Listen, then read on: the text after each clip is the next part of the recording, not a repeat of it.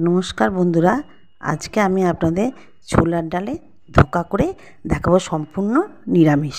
জিরে লাল লঙ্কা ভাজা গুঁড়ো করে ওর মধ্যে দিয়ে ফেনিয়ে ডালটা, তেল গরম হবে তখন ডালটা ওর মধ্যে দিয়ে দেবো, দিয়ে নাড়তে থাকবো।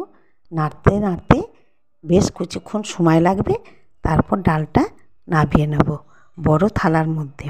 নামিয়ে জল হাত করে সমান করে বেশ নিতে হবে, চারদিকটা গোল মতন করে নিয়ে তারপরে আমি ছুরি দিয়ে ধোঁকার মতন কেটে নেব। এবার ধোঁকাগুলো ভেজে নেব।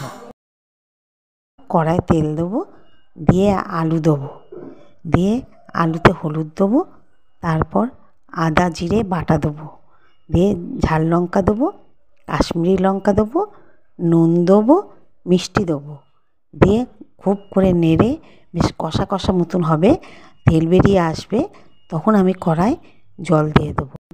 তারপর যখন ঝোলটা বেশ ফুটবে তখন ওই ধোঁকাগুলো ওই ঝোলের মধ্যে দিয়ে দেবো, দিয়ে আরও 2 মিনিট বেশ ফোটাবো।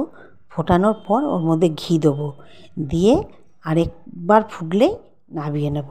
তাইলেই হয়ে যাবে আমাদের ধোঁকার ডালনা। আমার ভিডিওটা যদি ভালো লাগে তাহলে শেয়ার করবেন, ভুল গেলে কমেন্ট করবেন, আর ধন্যবাদ।